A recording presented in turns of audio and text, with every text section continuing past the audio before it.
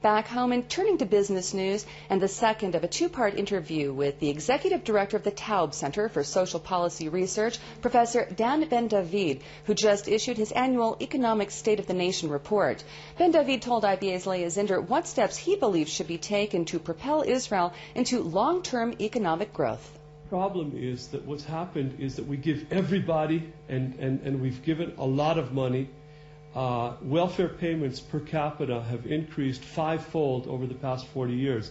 Incomes have increased, they've only doubled, which means that's not sustainable. That's not going to happen. So we have to focus on the people who really need the aid, people who can't work because of age, physical or other disabilities.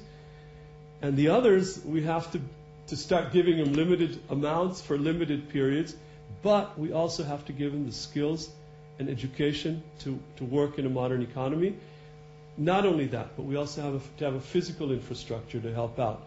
I'm sorry, but I just wanted to say that there's incredible brain power there in the ultra-Orthodox community. I mean, they're brilliant minds honed by years of studying the Talmud, and those minds could really be put to good use.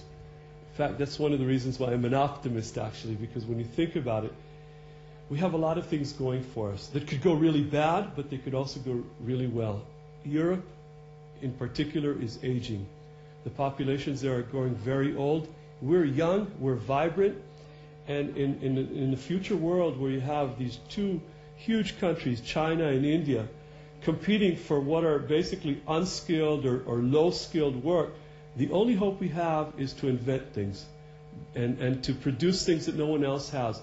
And when you take this population that is trained to think outside of the box and give them the tools that you need for a modern economy, think of what can happen.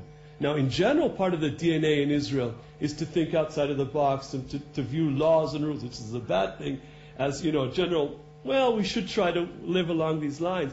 But when you focus that energy or that DNA that we have in the area of inventing new stuff, who could rival us? And we're going to be young. If we give a good education, we give a good infrastructure, we're on top of the world in 30 years.